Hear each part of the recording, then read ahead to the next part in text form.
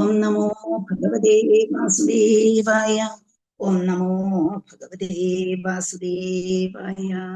ഓം അജ്ഞാനതിമിരാന്തസ്യ ജ്ഞാനാഞ്ജനശലാകയാ ചക്ഷുരുന്മീലിതം യേന തസ്മൈ ശ്രീഗുരവേ നമഃ.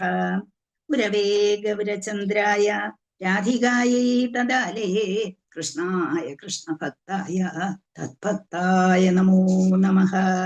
ഹരേ കൃഷ്ണ കൃഷ്ണ കൃഷ്ണ ഹരേ ഹരേ, ഹരേ രാമ രാമ രാമ ഹരേ ഹരേ. യസ്വാനുഭാവമഖില ശ്രുതിസാരമേകം അധ്യാത്മദീപമതിദീർഷദന്തമോന്തം സംസാരിണാം കരുണയാക പുരാണഗുഹ്യം തം വ്യാസസൂനുമുപയാമി ഗുരും മുനീനാം. നാരായണം നമസ്കൃത്യ നരം ചൈവ നരോത്തമം ദേവീം സരസ്വതീം വ്യാസം തതോ ജയമുദീരയേത്. നഷ്ടപ്രായേഷു ഭദ്രേഷു നിത്യം ഭാഗവത സേവയാ ഭഗവത്യുത്തമ ശ്ലോകേ ഭക്തിർഭവതി നൈഷ്ഠികീ. ഹരേ കൃഷ്ണ കൃഷ്ണ കൃഷ്ണ ഹരേ ഹരേ, ഹരേ രാമ രാമ രാമ ഹരേ ഹരേ. മുഖം കരോതി വാചാലം പങ്കും ലംഘയതേ ഗിരിം യത്കൃപാതമഹം വന്ദേ ശ്രീഗുരും ദീനതാരിണം. ശ്രീചൈതന്യമീശ്വരം പരമാനന്ദമാധവം. നമോ ഓം വിഷ്ണുപാദായ കൃഷ്ണപ്രേഷ്ഠായ ഭൂതലേ ശ്രീമതേ മഹാവിഷ്ണു ഗോസ്വാമിന്നിതി നാമിനേ. നമോ ഓം വിഷ്ണുപാദായ കൃഷ്ണപ്രേഷ്ഠായ ഭൂതലേ ശ്രീമതേ ഭക്തിവേദാന്ത സ്വാമിന്നിതി നാമിനേ. നമസ്തേ സാരസ്വതേ ദേവേ ഗൗരവാണി പ്രചാരിണേ നിർവിശേഷ ശൂന്യവാദി പാശ്ചാത്യദേശധാരിണേ. ജയ ശ്രീകൃഷ്ണ ചൈതന്യ പ്രഭു നിത്യാനന്ദ ശ്രീ അദ്വൈത ഗദാധര ശ്രീവാസാദി ഗൗരഭക്തവൃന്ദ.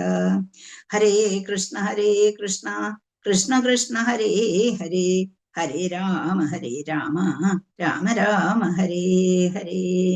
കൃഷ്ണായ വാസുദേവായ ദേവകീനന്ദനായ ച നന്ദഗോപകുമാരായ ഗോവിന്ദായ നമോ നമഃ. ഹരേ കൃഷ്ണ കൃഷ്ണ കൃഷ്ണ ഹരേ ഹരേ, ഹരേ രാമ രാമ രാമ ഹരേ ഹരേ. സത്യപ്രദം സത്യപരം ത്രിസത്യം സത്യസ്യ യോനിം നിഹിതം ച സത്യേ സത്യസ്യ സത്യം സത്യനേത്രം സത്യാത്മകം ത്വാം ശരണം പ്രപന്ന.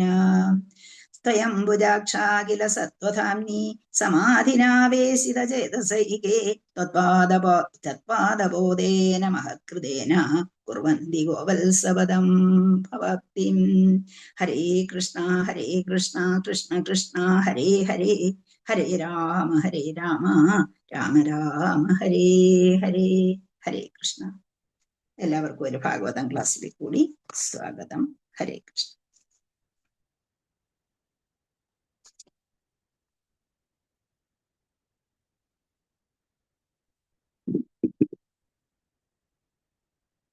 ഹരേ കൃഷ്ണ. നമ്മളിപ്പം 1-ാം സ്കന്ധം 16-ാം അധ്യായം 16-ാമത്തെ ശ്ലോകത്തിലാണല്ലോ.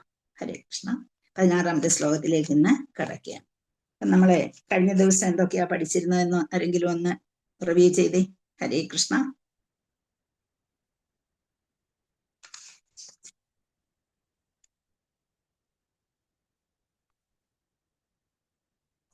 ആരുമില്ലേ? എല്ലാവരും പോയോ? ഹരേ കൃഷ്ണ. ഹരേ കൃഷ്ണ. പരിശുദ്ധ രാജാവ് സന്ദർശിച്ച സ്ഥലങ്ങളിലൊക്കെ തന്റെ പൂർവികരെ കുറിച്ച് പ്രകീർത്തിച്ച ആളുകൾ സംസാരിക്കുന്നു. കൂടാതെ ഭഗവാൻ കൃഷ്ണനെ കുറിച്ച് കൃഷ്ണന്റെ ആകർഷകത്വത്തെ കുറിച്ചും ഒക്കെ സംസാരിക്കുന്നു. ഭഗവാന്റെ മഹനീയമായ കൃത്യങ്ങളെ കുറിച്ചൊക്കെ ആൾക്കാർ സംസാരിക്കുന്നു. പിന്നെ ഭക്തരെ കുറിച്ചും ഭക്തി ഇല്ലാത്തവരെ കുറിച്ചും ഒക്കെ അവിടെ സംസാരിക്കുന്നുണ്ട്. രാജാവ് ഇതെല്ലാം കേട്ടിട്ട് സന്തോഷത്തോടുകൂടി അവർക്കെല്ലാം പാരിതോഷികങ്ങളും ഒക്കെ കൊടുക്കുന്നുണ്ട്. അവരുടെ പൂർവികർ ചെയ്ത നന്മകളെ കുറിച്ചൊക്കെയാണ് കൂടുതലും പ്രകീർത്തിച്ചുകൊണ്ടിരിക്കുന്നത്. Hare Krishna. Hare Krishna Mataji. Thank you very much. Hare Krishna. Hare Krishna. Mataji പറഞ്ഞ പോയിന്റ്സ് എല്ലാം മാതാജി കഴിഞ്ഞ ദിവസം പഠിച്ച പോയിന്റ്സ് പറഞ്ഞു. അപ്പം അതിനോടൊപ്പം ഭക്തി കൃഷ്ണാകർഷണിയാണ് എന്ന് നമ്മൾ പഠിച്ചു അല്ലേ? അപ്പം ഭക്തിയോടുകൂടി അവിടുത്തെ ജനങ്ങൾ ഭഗവാനെ കുറിച്ച്, കാരണം കൃഷ്ണാകർഷണിയായിരിക്കുന്ന ആ ഭക്തി, അതിനെക്കുറിച്ച് അത് അവിടുത്തെ ജനങ്ങൾ പറയുന്നത് കേട്ടപ്പോൾ അദ്ദേഹത്തിന്റെ സംരക്ഷണത്തിൽ മാത്രം ജീവിക്കുന്ന, കാരണം അദ്ദേഹം കടന്ന് ഉത്തരയുടെ ഗർഭത്തിൽ കടന്ന് ആ ജീവനെ സംരക്ഷിച്ചത് കൊണ്ട് മാത്രം ജീവിക്കുന്ന പരീക്ഷിത് മഹാരാജാവ്, അല്ലെങ്കിൽ അവിടെ വെച്ച് ജീവൻ അറ്റുപോയി എന്ന നിലയിലെത്തിയ ആ പരീക്ഷിത് മഹാരാജാവിനെ ഭഗവാന്റെ ആ ഒരു ഇതുകൊണ്ട് കരുണയാൽ രക്ഷിക്കപ്പെട്ട ആ പരീക്ഷിത് മഹാരാജാവിന് കേട്ടിട്ടും മതിയാകുന്നില്ല. അപ്പം അവിടെ കേട്ടത് ജ്ഞാനസഹിതമായ ഭക്തി സേവനമാണ് അവിടെ കണ്ടത്. നമ്മൾക്ക് ഭക്തിയുത സേവനത്തിൽ നമ്മൾ വേണം മുന്നോട്ട് പോകാൻ എന്ന് പറയും. ഭക്തി കഴിഞ്ഞ ദിവസം ഞാൻ പറഞ്ഞിരുന്നു, മുക്തിയെക്കാളും അപ്പുറത്താണ് ഭക്തി എന്നുള്ള ചൈതന്യ മഹാപ്രഭു സംസാരിച്ച് നമുക്ക് പറഞ്ഞു തന്നിട്ടുണ്ട് അല്ലേ? ശുദ്ധ ഭക്തന്മാരുമായിട്ട് സംസാരിച്ച് ആ ശുദ്ധ ഭക്തന്മാരുടെ നാവിൽ നിന്ന് തന്നെ പറയിപ്പിച്ച് ചൈതന്യ മഹാപ്രഭു നമുക്ക് പറഞ്ഞു തന്നു. എന്തേ? മുക്തിയേക്കാൾ എത്രയോ മുമ്പിൽ നിൽക്കുന്നു ഭക്തി. മുക്തി എന്ത് ചെയ്യും? ഒരു മുകളാഞ്ജലി പോലെ ഭക്തിയുടെ മുന്നിൽ ഇങ്ങനെ കൈകൊഴുത് നിൽക്കും എന്ന് പറഞ്ഞത് അല്ലെ? അപ്പൊ ഇവിടെ കേട്ടത്, ഇവിടെ രാജ്യത്തെ ജനങ്ങളിൽ നിന്ന് അദ്ദേഹം കേൾക്കുന്നത് എന്താണ്? ഭഗവാനെ കുറിച്ചുള്ള ജ്ഞാനസഹിതമായ ഭക്തി വേണം, ഭക്തിയുത സേവനം വേണം. ഇതെല്ലാം നമുക്ക് ആവശ്യമാണ്. പക്ഷേ അത് ജ്ഞാനവും അവിടെ കുറച്ചു വരും, എന്നാലേ ഭക്തിയുത സേവനം ശരിയായി പോകുള്ളൂ. പക്ഷെ ഒരു കാര്യമുണ്ട്, നിങ്ങളിപ്പോ ചോദിക്കും, ചിലർക്ക് ജ്ഞാനമൊന്നും ഇല്ലല്ലോ, ഭക്തി മാത്രമേ ഉള്ളൂ. നമ്മൾ ഓരോ ജന്മങ്ങളും ഇങ്ങനെ കഴിഞ്ഞു പോകുമ്പോഴേ നമ്മൾ ജ്ഞാനം അടിയുറച്ചിരിക്കുന്നത് മറ്റാർക്കും അറിയാൻ കഴിയില്ല. നമ്മൾ ചെയ്യുന്ന പ്രവൃത്തികളിലെ ആ ജ്ഞാനത്തിന്റെ കണിക എപ്പോഴും ഉണ്ടാകും. അതോടെ ആയിരിക്കും നമ്മൾ എന്ത് ചെയ്യുന്നത്? ഭക്തിയുത സേവനം ചെയ്യുന്നു. ചിലപ്പോൾ അവര് ഭാഗവതം പഠിച്ചെന്ന് വരില്ല, അല്ലെങ്കിൽ വേറൊന്നും കിട്ടിയെന്ന് വരില്ല, അവർക്ക് അറിവ് വളരെ കുറവെന്ന് നമുക്ക് തോന്നിക്കും. പക്ഷെ അവരുടെ ഉള്ളിലുള്ള ഭക്തിയെ, അവരുടെ ഉള്ളിലുള്ള കാര്യങ്ങളെ, അവരറിഞ്ഞിരിക്കുന്ന കാര്യങ്ങളെ നമുക്ക് മനസ്സിലാക്കാൻ കഴിയുകയില്ല എന്നുള്ളതാണ്. അപ്പൊ കൃഷ്ണ സേവകനാകണം, കൃഷ്ണനോട് കോമ്പറ്റീഷൻ പാടില്ല, ഒരു കോമ്പറ്റീറ്റർ ആകരുത് എന്നൊക്കെ മനസ്സിലാക്കണമെന്നുണ്ടെങ്കിൽ നമുക്ക് അല്പം അറിവ് അവർക്കുണ്ടേ എന്ന് നമ്മൾ മനസ്സിലാക്കണം. നമുക്കതിന് എക്സാമ്പിളായിട്ട് നമ്മളെ ശ്രീല പ്രഭുപാദര് ഇവിടുന്ന് അമേരിക്കയിൽ ചെന്നപ്പോൾ അമേരിക്കയിൽ കണ്ടുമുട്ടിയ ആ ജനങ്ങൾക്ക് ഭക്തിയോ അറിവോ ജ്ഞാനമോ കൃഷ്ണനാരെന്നോ ഒന്നുമേ അറിയില്ല, ഒരു വകയും അറിയില്ല. അവരെന്ത് ചെയ്യുന്ന? ഇഷ്ടം പോലെ കുടിച്ച് ചാടി ബഹളം വെച്ച് ഡാൻസും കളിച്ച് അവരുടെ രീതിയിൽ ഇങ്ങനെ, അവരുടെ കയ്യിൽ ഒരു കുപ്പിയും കാണും, അങ്ങനെ പോയിക്കൊണ്ടിരുന്ന ആൾക്കാരെയാണ് അവിടെ വെച്ച് കണ്ടുമുട്ടിയത്. അവിടെ വെച്ച് ആ കാര്യങ്ങൾ അങ്ങോട്ട് പറഞ്ഞു കൊടുത്തപ്പോഴത്തേക്കും അവര് കുറെ നാൾ എടുത്തു കാണും. അപ്പോഴത്തേക്കും എന്നുവെച്ചാൽ നമുക്കറിയാം ശ്രീല പ്രഭാതർ അധികം നാൾ എടുത്തിട്ടില്ല, കാരണം അത്രയും നാളൊന്നും അദ്ദേഹം ഉണ്ടായിരുന്നില്ല.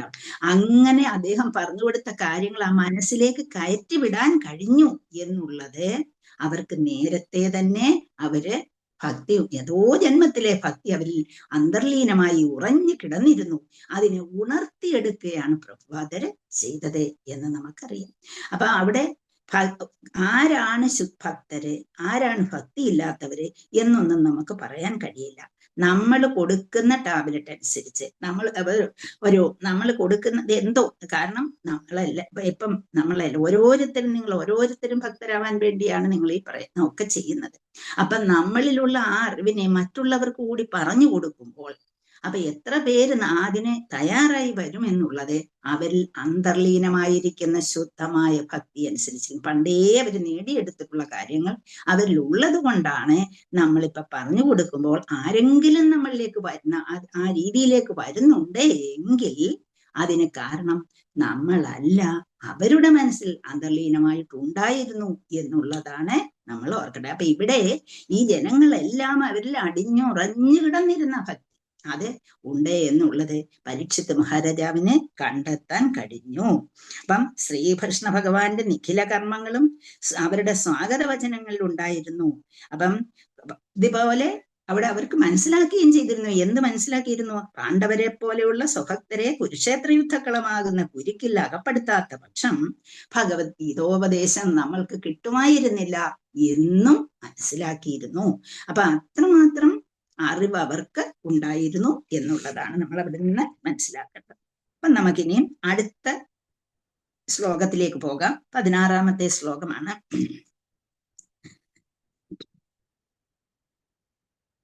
ഗുരുദേവ് കി ജയ്, പ്രഭുപാദി കി ജയ്, അനന്തകോടി വൈഷ്ണവ കി ജയ്. ഹരേ കൃഷ്ണ.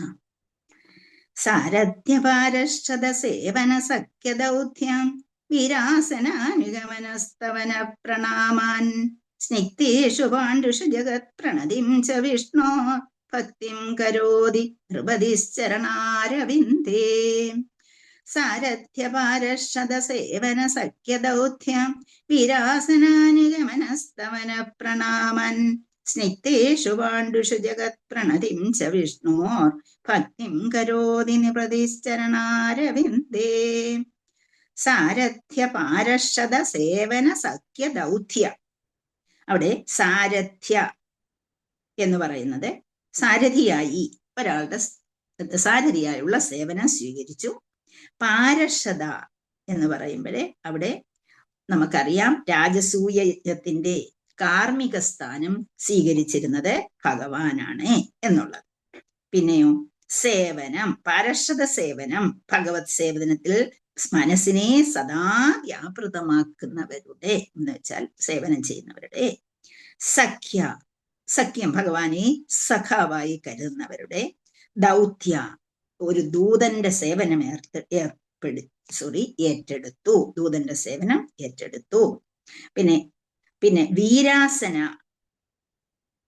കയ്യിൽ വാളേന്തിയ കാവൽക്കാരന്റെ ജോലി ഏറ്റെടുത്തു രാത്രിയിൽ. അനുഗമന, കാലടികളെ പിന്തുടർന്നു. സ്തവന, പ്രാർത്ഥിക്കുക. പ്രണാമാൻ, പ്രണമിക്കുക. സ്നിഗ്ധേഷു, ഭഗവാന്റെ ഇച്ഛയ്ക്ക് അനുസൃതമായി പ്രവർത്തിക്കുന്നവർക്ക്, സ്നിഗ്ധേഷു എന്ന് വന്നതുകൊണ്ട്. പാണ്ഡുഷു, പാണ്ഡുപുത്രന്മാർക്ക്. ജഗത് പ്രണതിം, സാർവലൗകികമായി എല്ലാവരും അംഗീകരിക്കുകയും അനുസരിക്കുകയും ചെയ്യുന്നവൻ. ജഗത് പ്രണതിം എന്ന വാക്ക് ഇവിടെ നൗൺ ഫോമിലാണ്. എല്ലാവരും അംഗീകരിക്കുകയും അനുസരിക്കുകയും ചെയ്യുന്നവൻ. നമുക്കറിയാം ഓം എന്നർത്ഥം. വിഷ്ണോഹോ, വിഷ്ണുവിന്റെ. ഭക്തിം, ഭക്തി. കരോതി, അനുഷ്ഠിക്കുക. നൃപതി, രാജാവ്. ചരണാരവിന്ദേ, ഭഗവാന്റെ പാദാരവിന്ദങ്ങളിൽ. സാരഥ്യ പാരഷദ സേവന സഖ്യ ദൗത്യം വീരാസനാനുഗമനസ്തവന പ്രണാമൻ സ്നിഗ്ധേഷു പാണ്ഡുഷു ജഗത് പ്രണതിം ച വിഷ്ണോർ ഭക്തിം കരോതി നിപ്രതിശ്ചരണാരവിന്ദേ. ഭഗവാനെ മിത്രമായി കരുതുന്നവർ, അവർക്ക് ഭഗവത് സേവനത്തിൽ മനസ്സിനെ സദാ വ്യാപൃതരാക്കുന്നവർക്ക് അവരെ അനുഗ്രഹിക്കുന്നതിനായി വേണമെങ്കിൽ ഒരു സേവകന്റെ സ്ഥാനം ഭഗവാൻ ഏറ്റെടുക്കാൻ തയ്യാറായി എന്നുള്ളതിവിടെ പറഞ്ഞു വരികയാണ്. അപ്പം സാരഥ്യ, വാക്കുകളൊന്ന് ശ്രദ്ധിക്കുക. സാരഥ്യ, പാരഷദ, സേവന, സഖ്യ, ദൗത്യ, അവിടെ ഒരു പാടുമില്ല. വീരാസന, അനുഗമന, അവിടെ ഒന്ന് ശ്രദ്ധിക്കണം. വീരാസന, അനുഗമന, അതിനെ പിരിക്കുമ്പോ വീരാസന, അനുഗമന. പിന്നെയോ സ്തവന, പ്രണാമാൻ. സ്നിഗ്ധേഷു, പാണ്ഡുഷു ജഗത് പ്രണതിം ച വിഷ്ണോഹോ ഭക്തിം കരോതി നൃപതി.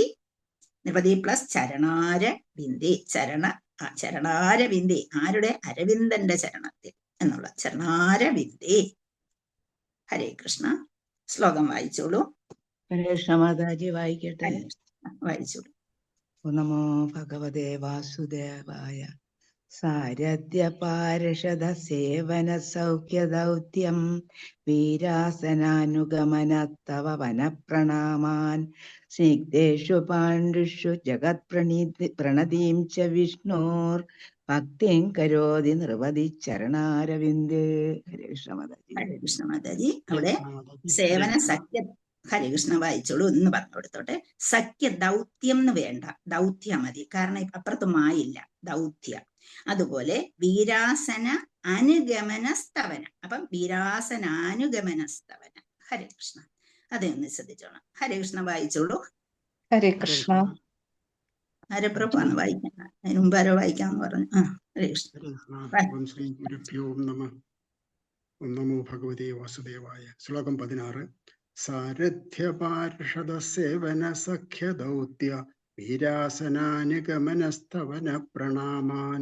സ്നിഗ്ധേഷു പാണ്ഡുഷു ജഗത്പ്രണതീം ച വിഷ്ണോർ ഭക്തിം കരോതി നൃപതിശ്ചരണാരവിന്ദേ. കൃഷ്ണ മാതാജി വായിച്ചോളൂ. ഹരേ കൃഷ്ണ. സാരഥ്യ പാരഷദ സേവന സഖ്യ ദൗത്യ വീരാസന അനുഗമനസ്തവന പ്രണാമാൻ. സിഗ്നേഷു പാണ്ഡിഷു ജഗത് പ്രണതിം ച വിഷ്ണോർ ഭക്തിം കരോതി നൃപതി ചരണാരവിന്ദേ. ഹരേ കൃഷ്ണ. ഹരേ കൃഷ്ണ. വീരാസനാനുഗമനാന്ന് എടുക്കണേ. വീരാസന പ്ലസ് അനുഗമന, അപ്പം അവിടെ ദീർഘം വരും. വീരാസനാനുഗമനസ്തവന പ്രണാമാൻ എന്നെടുത്തോണം. ഹരേ കൃഷ്ണ. നമുക്ക് അടുത്ത ശ്ലോകം ബാക്കിയുള്ളവർക്ക് വായിക്കാം. ഹരേ കൃഷ്ണ. വിവർത്തനം, translation and purpose Shri Bhaktivedanta Swami Srila Prabhupada കി ജയ്, ഗുരുദേവ് കി ജയ്. വിവർത്തനം, സാർവലൗകികമായി എല്ലാവരും അംഗീകരിക്കുകയും അനുസരിക്കുകയും ചെയ്യുന്ന ശ്രീകൃഷ്ണ ഭഗവാൻ അദ്ദേഹത്തിന്റെ അഹൈതുകമായ കാരുണ്യത്താൽ വിനയാന്വിതരായ പാണ്ഡുപുത്രന്മാർക്ക് ഒരു സേവകനെ പോലെ അവരുടെ ഇംഗിതമനുസരിച്ച് തേരാളി, ദൂതൻ, മിത്രം, നിശാകാവൽക്കാരൻ എന്നിങ്ങനെ എല്ലാവിധ സ്ഥാനങ്ങളും സ്വീകരിച്ചുകൊണ്ട് ഒരു ഇളയ സഹോദരനെ പോലെ പ്രണമിച്ചുകൊണ്ട് എല്ലാവിധ സേവനങ്ങളും ചെയ്തു കൊടുക്കുന്നതായി പരീക്ഷിത്ത് മഹാരാജാവ് ശ്രവിച്ചു. ഇത് ശ്രവിച്ച അദ്ദേഹം പാതാരവിന്ദങ്ങളിൽ ഭക്ത്യാധിക്യമുള്ളവനായി തീർന്നു. അപ്പം എന്താണ് അദ്ദേഹം ശ്രവിച്ചത്? അദ്ദേഹത്തിന് കേൾക്കുന്തോറും കൂടുതൽ ആൾക്കാരിൽ നിന്ന് കൂടുതൽ കേൾക്കാൻ ഇഷ്ടമായി ഭവിച്ചു എന്നുള്ളത്. അപ്പൊ എന്താണ് അദ്ദേഹം ശ്രവിച്ചത് എന്നാണ് നമ്മളിവിടെ കാണുന്നത്. ഹരേ കൃഷ്ണ. ഓം നമോ ഭഗവതേ വാസുദേവായ. ഓം ശ്രീകൃഷ്ണായ പരമാത്മനേ നമഃ. ഗുരവേ വിവരചന്ദ്രായ രാധികായ കഥാലേ കൃഷ്ണായ കൃഷ്ണഭക്തായ തത്ഭക്തായ നമോ നമഃ. ഓം നമോ ഭഗവതേ. ശ്രീല പ്രഭുപാദി കി ജയ്, ഗുരുദേവ് കി ജയ്. ഹരേ കൃഷ്ണ. സാർവലൗകികമായി എല്ലാവരും അംഗീകരിക്കുകയും അനുസരിക്കുകയും ചെയ്യുന്ന കൃഷ്ണ ഭഗവാൻ എന്നാണ് ഇവിടെ പറഞ്ഞിരിക്കുന്നത്. അദ്ദേഹത്തിന്റെ കാരുണ്യത്തിന് യാതൊരു കാരണവുമില്ല. അദ്ദേഹം നമ്മളോട് കാണിക്കുന്ന കാരുണ്യ അഹൈതുകി അപ്രതിഹത അല്ലേ, അതിന് യാതൊരു കാരുണ്യവുമില്ല. എങ്ങനെയാണ്? പാണ്ഡുപുത്രർ വിനയാന്വിതരായിരുന്നു. അവർക്ക് ഒരു സേവകനെ പോലെ, ഭഗവാൻ ഒരു സേവകനായി നിൽക്കുക എന്ന് പറയുന്നത് എത്ര വലുതാണെന്ന് ആലോചിച്ച് നോക്കൂ. അങ്ങനെ അവർക്കൊരു സേവകനെ പോലെ അവരെന്താഗ്രഹിക്കുന്നോ അത് അവരുടെ ഇംഗിതം അനുസരിച്ച്, തേരാളി വേണ്ടി വന്നപ്പോ തേരാളിയായി ചെന്നു, ദൂതനാവേണ്ടപ്പം ദൂതനായി പോന്നു, മിത്രമാകേണ്ടപ്പം മിത്രമാകുന്നു, കാവൽക്കാരനായി നിൽക്കുന്ന സമയത്ത് കാവൽക്കാരനായി നിൽക്കുന്നു. അങ്ങനെ എന്ത് വേണോ അതെല്ലാം സ്വീകരിച്ചുകൊണ്ട്, അതുപോലെ യുധിഷ്ഠിര മഹാരാജാവിനെ ഒരു ഇളയ സഹോദരനെ പോലെ പ്രണമിച്ചുകൊണ്ട്, ബാക്കിയുള്ളവർക്കെല്ലാം അവരുടെ ജ്യേഷ്ഠനായി കരുതിക്കൊണ്ട് അങ്ങനെ എല്ലാ സേവനങ്ങളും ചെയ്തു കൊടുത്തതായി പരീക്ഷിത് മഹാരാജാവ് അവിടെ നിന്ന് കേട്ടു. അപ്പം ആ കേട്ടത് എത്ര മനോഹരമായി. തന്റെ നേരത്തെയുള്ള കുടുംബാംഗങ്ങൾക്ക് ഇത്രയും സാഹചര്യങ്ങൾ ഒരുക്കി കൊടുത്ത ആളാണല്ലോ ശ്രീകൃഷ്ണ ഭഗവാൻ എന്ന് അദ്ദേഹം ചിന്തിച്ചു. ഭഗവത് പാതാരവിന്ദങ്ങളിൽ ഭക്ത്യാധിക്യമുള്ളവനായി തീർന്നു. അത് കേട്ടപ്പോഴും അദ്ദേഹത്തിന്റെ മനസ്സ് അങ്ങ് എന്ത് ചെയ്തു? പ്രണമിച്ചു പോയി. അത്ര ആ പാതാരവിന്ദങ്ങളിലേക്ക് അദ്ദേഹത്തിന്റെ മനസ്സങ്ങ് ഉറച്ചുപോയി. ചില ശ്ലോകങ്ങൾ കേൾക്കുമ്പോഴേ, ചില ഭഗവാനെ കുറിച്ചൊക്കെ കേൾക്കുമ്പോഴേ നമ്മുടെ മനസ്സ് ആ ഭഗവത് പാതാരവിന്ദങ്ങളിൽ അങ്ങ് ഉറയ്ക്കാറില്ലേ? അതുപോലെ ഇവിടെയും ഇതൊക്കെ കേട്ടപ്പോഴേക്ക് അദ്ദേഹം പരമഭക്തനായതുകൊണ്ട് നമ്മുടെ മനസ്സ് പോലെയല്ല, അദ്ദേഹത്തിന്റെ മനസ്സ് അവിടെ തന്നെ ഉറച്ചുപോയി എന്നുള്ളതാണ് നമ്മളിവിടെ കാണുന്നത്. അപ്പൊ അവിടെ ഇത്രയുമാണ് ഇതിന്റെ വിവർത്തനമായിട്ടുള്ളത്. അപ്പൊ നമുക്കെല്ലാം അറിയാം, എല്ലാ വിധത്തിലും ഭഗവാൻ ഭക്തരെ സഹായിക്കും എന്നുള്ളത് നമുക്കറിയാം. അപ്പൊ കൃഷ്ണനില്ലാതെ നമുക്ക് നിലനിൽപ്പില്ല. നമ്മളിൽ കൃഷ്ണന്റെ അംശം നിലകൊള്ളുന്നത് കൊണ്ടാണ് നമ്മളിവിടെ സംസാരിക്കുന്നത്, അല്ലെങ്കിൽ നമ്മളിവിടെ അനീതി പ്രവർത്തിക്കുന്നത്, അല്ലെങ്കിൽ നീതി പ്രവർത്തിക്കുന്നത്, അല്ലെങ്കിൽ ഭക്തി പ്രവർത്തിക്കുന്നത്. ഇതൊക്കെ ചെയ്യുന്നത് നമ്മളിലുള്ള ആ കൃഷ്ണന്റെ അംശം നമ്മുടെ കൂടെ ഉള്ളത് കൊണ്ട് മാത്രമാണ്, അല്ലേ? അപ്പം നമ്മളെ തീയില്ലെങ്കിൽ അവിടെ ആ ഒരു അഗ്നിയിൽ എന്ത് വേണം? അവിടെ പുകഞ്ഞു കിടന്നാലും അതിന് ചാരം മൂടി കിടക്കുന്ന ആ ഭാഗത്തും അതിനുള്ളിൽ തീ ഉള്ളത് കൊണ്ടാണ് പുക വരുന്നത് എന്ന് നമുക്കറിയാം. അപ്പം ആ നമ്മൾ ഉൾക്കൊണ്ടിരിക്കുന്ന ആ കൃഷ്ണൻ എന്ന തത്വത്തെ ആശ്രയിച്ചാണ് ഈ ബാക്കിയുള്ള നമ്മളിലുള്ള ഇതെല്ലാം നിലനിൽക്കുന്നത്. ഇന്ന് നമ്മുടെ ഈ കൈ പൊക്കാൻ നമുക്ക് കഴിയുന്നെങ്കിൽ, അഥവാ ആ ഒരു അംശം നമ്മളിലില്ലെങ്കിൽ പിന്നെ കൈ പൊങ്ങുകയില്ല, അത് താണു പോകും എന്ന് നമുക്ക് അറിയാവുന്നതാണ്. അപ്പം ഏതൊരു തത്വവും ആ ഭഗവത് തത്വം നമ്മളിൽ ഉള്ളത് കൊണ്ട് നിലനിൽക്കുന്നു എന്ന് ആരറിയുന്നു? നമ്മളാരും അതറിയുന്നില്ല. നമുക്ക് അഹങ്കാരമുണ്ട്. നമ്മൾ എന്ത് ചെയ്യും? നമ്മൾ കുറച്ച് കഴിയുമ്പോൾ എൻ്റെ എന്നുള്ള ആ ഭാവം അവിടെ വരുന്നു. അപ്പൊ എൻ്റെ എന്നുള്ള ഭാവം വരുമ്പോൾ നമ്മൾ ഇതങ്ങ് മറന്നു പോകുന്നു എന്നുള്ളതാണ്. അപ്പം ശുദ്ധ ഭക്തർ ഇതറിയുന്നു, നമ്മൾ അറിയുന്നില്ല. കാരണം നമ്മളിൽ എന്തുണ്ട്? അഹന്തയുണ്ട്, അഹങ്കാരമുണ്ട്. ഞാൻ എൻ്റെ ജോലി ചെയ്തു, ഞാൻ അതെടുത്തു, ഞാൻ ഇതെടുത്തു, ഞാൻ അല്ലെങ്കിൽ വലിയ കാറ് വാങ്ങിച്ചു, അല്ലെങ്കിൽ പ്ലെയിൻ വാങ്ങിച്ചു, എന്തെങ്കിലും ആകട്ടെ, ഇങ്ങനെയൊക്കെയുള്ള ചിന്താഗതി നമ്മളിലുണ്ട്. പക്ഷേ നല്ല കൃഷ്ണഭക്തര് ഈ ഒരു കാര്യം ഒരിക്കലും മറക്കുകയില്ല. നമ്മുടെ ധർമ്മം ഭഗവത് സേവനമാണ് എന്നും അവര് മറക്കുകയില്ല. പക്ഷെ നമ്മൾ ഇതൊക്കെ മറന്നുപോയി എന്ന് വെച്ചാൽ നമ്മൾ അത്രയും ആയിട്ടില്ല എന്നുള്ളതാണ് അതിന്റെ ശരി. അപ്പൊ അവരില് കൃഷ്ണഭക്തർക്ക് അറിയാം എന്താണ്. നമ്മളെ ശ്ലോകം പഠിക്കുന്നത് പോലെ എന്താണ്, ആ ഭഗവത്ഗീതയിൽ പഠിച്ചു, ആപൂര്യമാണം അജലപ്രതിഷ്ഠം സമുദ്രമാപ പ്രവിശന്തി സർവേ. പഠിച്ചത് ഓർമ്മയുണ്ടോ എല്ലാവർക്കും? അങ്ങനെ ഒരു സമുദ്രത്തിലേക്ക് നദികളിൽ നിന്ന് ജലം വന്ന് എത്ര ചേർന്നാലും, എത്ര ജലമാണോ, എത്ര നമുക്കറിയാം, നോർത്ത് ഇന്ത്യയിൽ പോകുമ്പോഴേ സിന്ധു, ഗംഗ, ബ്രഹ്മപുത്ര ഈ നദികളിൽ നിന്ന് വരുന്ന ജലത്തിന് എത്രയായിട്ട് പിരിഞ്ഞിട്ട്, എത്ര ശാഖകളായിട്ട് പിരിഞ്ഞിട്ട് ഇതെല്ലാം വന്ന് സമുദ്രത്തിലേക്ക് ചേരുന്നത് കൊണ്ട് സമുദ്രത്തിന് മാറ്റമൊന്നും പറ്റുന്നില്ല. സമുദ്രത്തിലെ ജലം ഒഴുകിക്കൊണ്ടേയിരിക്കുന്നു. അതിന് യാതൊരു അഹങ്കാരവും അത് കാണിക്കുന്നില്ല എന്ന് പറയാകുന്നത് പോലെ.